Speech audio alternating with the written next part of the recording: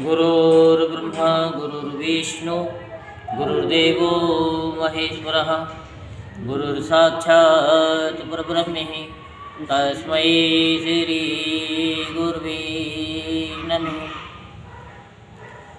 ओम गजाननं भूतगणाधिसेवितं कपितजम्बुफलचारुक्षणं उमासुतं सौविनाशकारकं नमामि विघ्नेश्वरपादपङ्कजं सच्चिदानन्दरूपाय विश्वोत्पत्त्यादिहेतवे तापत्रे विनाशाय श्रीकृष्णाय वयं नुमः।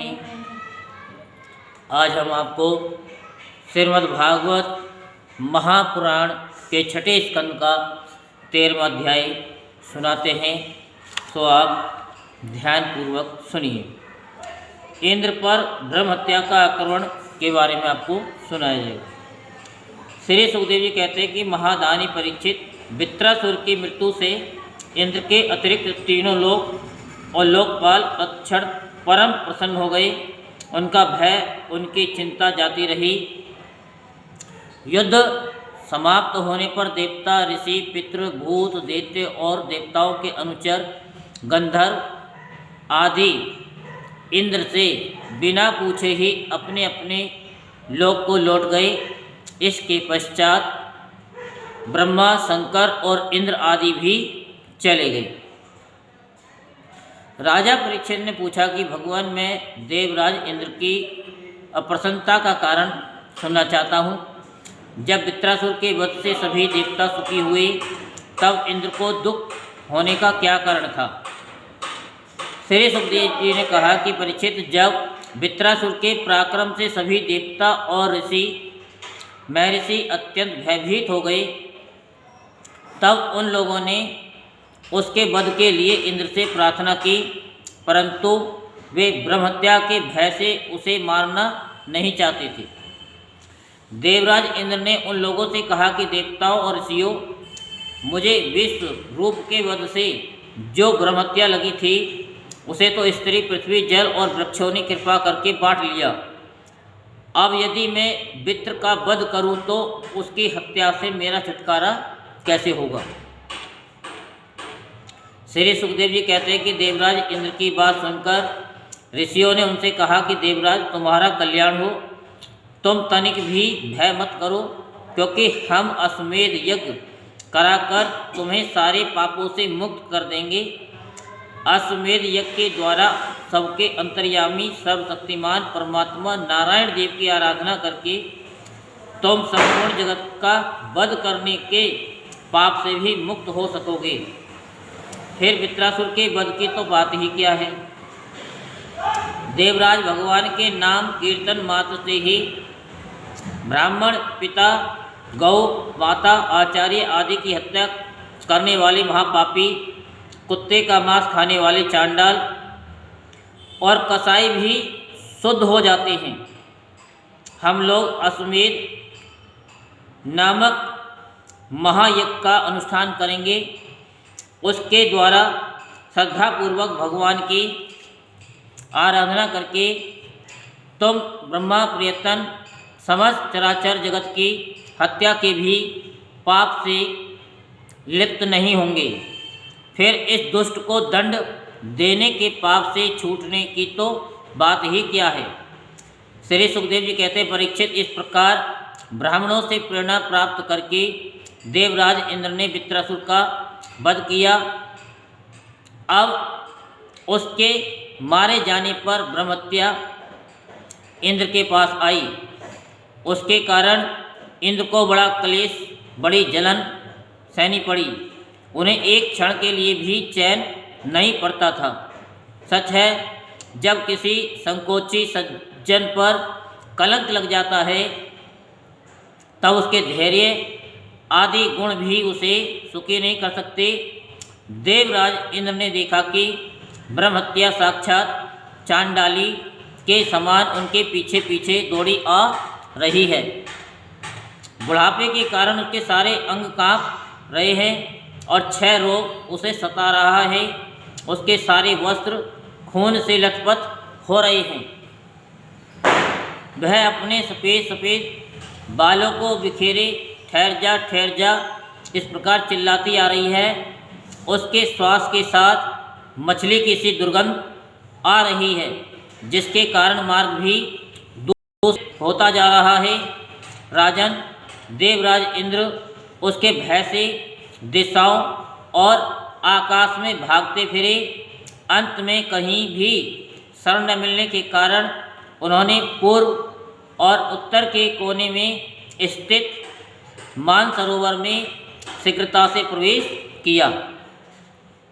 देवराज इंद्र मानसरोवर के कमलनाल के तंतुओं में 1000 वर्षों तक छिपकर निवास करते रहे और सोचते रहे कि ब्रह्मत्या से मेरा छुटकारा कैसे होगा। इतने दिनों तक उन्हें भोजन के लिए किसी प्रकार की सामग्री न मिल सकी, क्योंकि वे अग्नि देवता के मुख से भोजन करते हैं और अग्नि देवता जल के भीतर कमल तंतुओं में जा नहीं सकते थे। जब तक देवराज इंद्र कमल तंतुओं में रहे, तब तक अपनी विद्या, तपस्या और योग बल के प्रभाव से राजा नहुस स्वर्ग का शासन करते रहे। परंतु जब उन्होंने संपत्ति और ऐश्वर्य के मद से अंधे होकर इंद्र पत्नी शची के साथ अनाचार करना चाहा, तब शची ने उनसे ऋषियों का अपराध करवाकर उन्हें शाप दिला दिया, जिससे वे शाप हो गए। तदंतर जब सत्य के परम पोषक भगवान का ध्यान करने से इंद्र के पाप नष्ट प्राय हो गए, तब ब्राह्मणों के बुलवाने पर वह पुनः स्वर्गलोक में गए। कमल वन विहारिणी विष्णु पत्नी लक्ष्मी जी इंद्र की रक्षा कर रही थी और पूर्वोत्तर दिशा के अधिपति रुद्र ने पाप को पहले ही निस्तेज कर दिया था, जिससे वह इंद्र पर आक्रमण नहीं कर सका। परीक्षित, इंद्र के स्वर्ग में आ जाने पर ब्रह्म ऋषियों ने वहाँ आकर भगवान की आराधना के लिए इंद्र को अश्वमेध यज्ञ की दीक्षा दी, उनसे अश्वमेध यज्ञ कराया।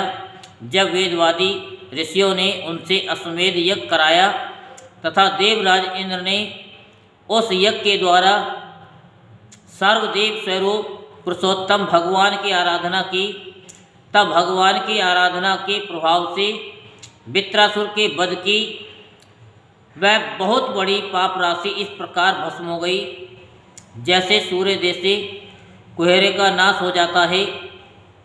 जब मरीचि आदि मुनीश्वरों ने उनसे विधि पूर्वक अश्वमेध यज्ञ कराया, तब उनके द्वारा सनातन पुरुष यज्ञपति भगवान की आराधना करके इंद्र सब पापों से छूट गए और पूर्ववत फिर पूजनीय हो गए।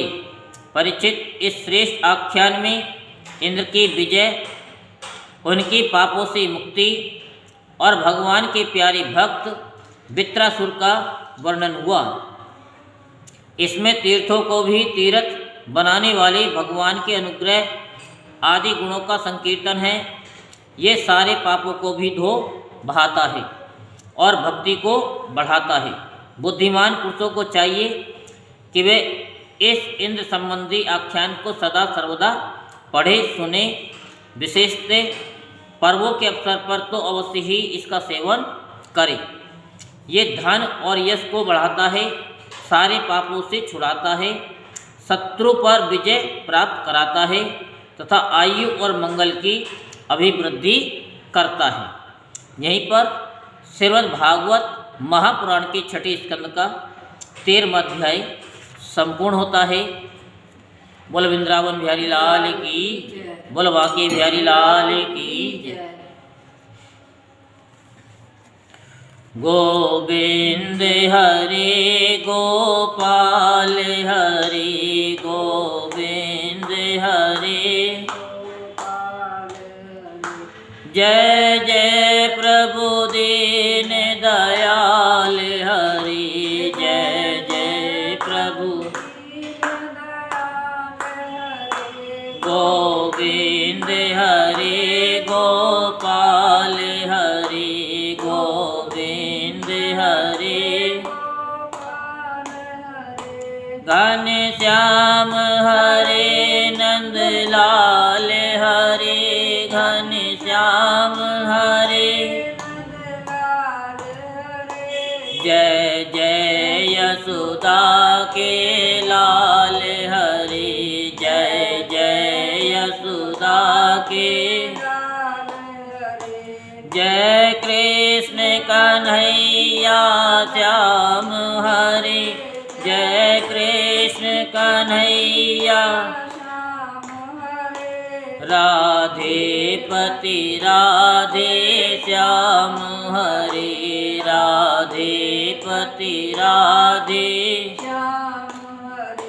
गोविंद हरे गोपाल हरे गोविंद हरे मन मूरख बोल राधा कृष्ण हरे मन मूरख बोल राधा राधा कृष्ण हरे गोपी कृष्ण हरे राधा कृष्ण हरे जय मोहन की मन मोहन की जय मोहन की जय छैल छबीले मोहन की जय छैल छबीले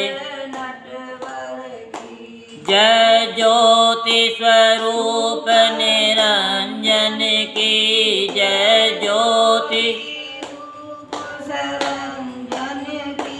जय कष्ट हरण नारायण की जय कष्ट हरण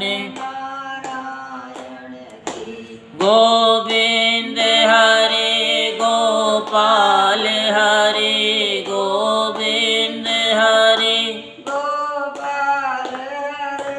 जय जय प्रभु दीन दयाल हरे जय जय प्रभु दीन गोविंद हरे गोपाल हरे गोविंद हरे जय जय प्रभु दीन दयाल हरे जय जय प्रभु दीन जय जय श्री राधेश्याम जय जय श्री राधेश्याम जय जय श्री राधेश्याम।